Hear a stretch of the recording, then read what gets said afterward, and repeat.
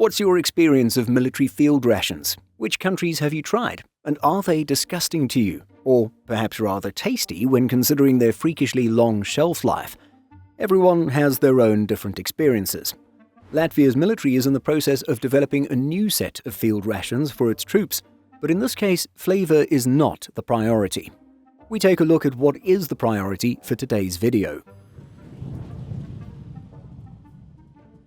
It was on April 29th that the Latvian military website sargs.lv reported that a tasting took place at the Latvian National Defence Academy for new National Armed Forces or NAF rations.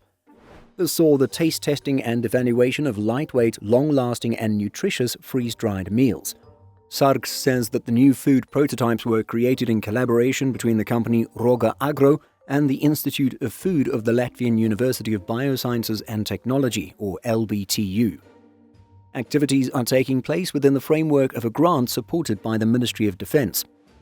Brigadier General Kaspars Dzadnovskis, Deputy Chief of the Joint Staff of the Latvian Armed Forces for Support Issues, was quoted as saying, "We live in an era when war is happening right next door.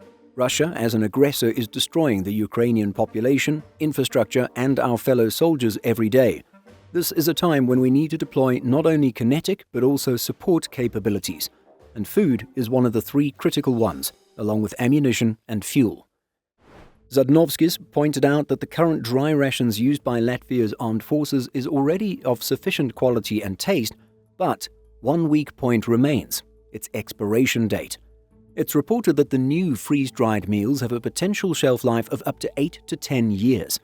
This would allow the NAF to build significantly larger stocks and improve its response capabilities in times of crisis. In case you are wondering, this is what Latvia's existing field rations look like. The main meal, not dehydrated or freeze-dried, is the heaviest part of the package. While it's edible right out of the package, it can be warmed up using a heat pack, which is activated by a chemical reaction that occurs when water is added, something fairly common with military field rations. Sandra Muizhniet-Sebrasova, a professor at the Institute of Food Science at LBTU, stated, "We see this project as a success story. Science and business working together to create practical and high-quality solutions." She pointed out that the meals were developed with dual use in mind, both for military needs and the civilian market. So, what was presented at the April 29th tasting? Well, soldiers were offered 14 different meals, of which 3 were vegetarian. We couldn't find a full list, but our understanding is that these meals will be military adaptations of the already commercially available product under the brand Good Mood Meals. It was stated, however, that additional work is still planned for the military version, adapting it to have a higher calorie count and higher protein content. But it's safe to say that these are more or less the types of meals we think soldiers can expect to eat in the field in the near future. Which of these seem the most appealing for you? Let us know in the comment section. We already mentioned the expected advantages of these new rations. They are to be lighter weight than existing rations while also having a longer shelf life. This is achieved in a process called lyophilization or sublimation, which is more commonly known as freeze-drying. The product is initially prepared as a complete meal, then frozen to -40 degrees Celsius.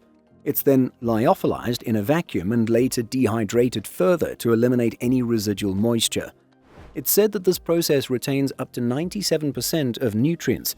Aroma and texture is also said to be maintained throughout this preservation process. This process preserves both the structure of the product as well as the nuances of taste and valuable substances that we often lose during conventional heat treatment, the professor explained. Sargs says that to prepare a freeze-dried meal, you need to open the package, remove the oxygen absorber, and then pour in the amount of hot water indicated on the package. Mix the meal thoroughly, close the package with a special closure, and leave for 10 to 15 minutes. If hot water is not available, it is possible to use cold water, but in this case the taste quality may be lower.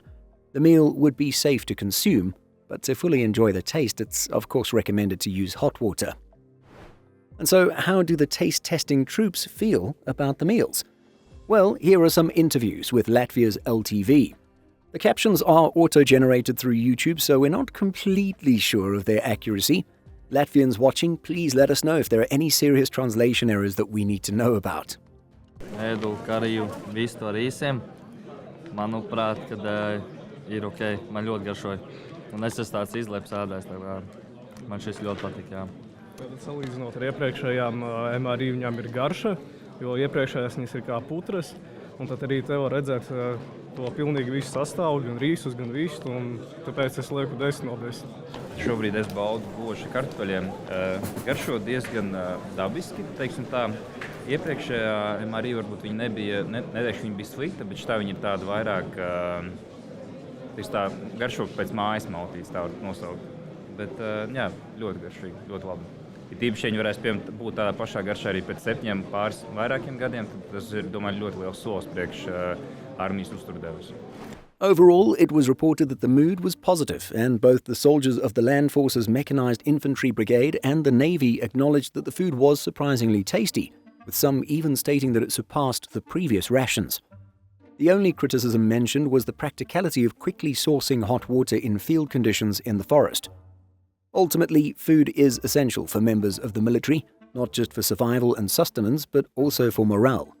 Since it appears that acceptable taste has already been achieved for rations old and new, these future rations will hopefully also boost morale in that they'll be lighter to carry, something that'll be helpful to soldiers in the field trekking long distances.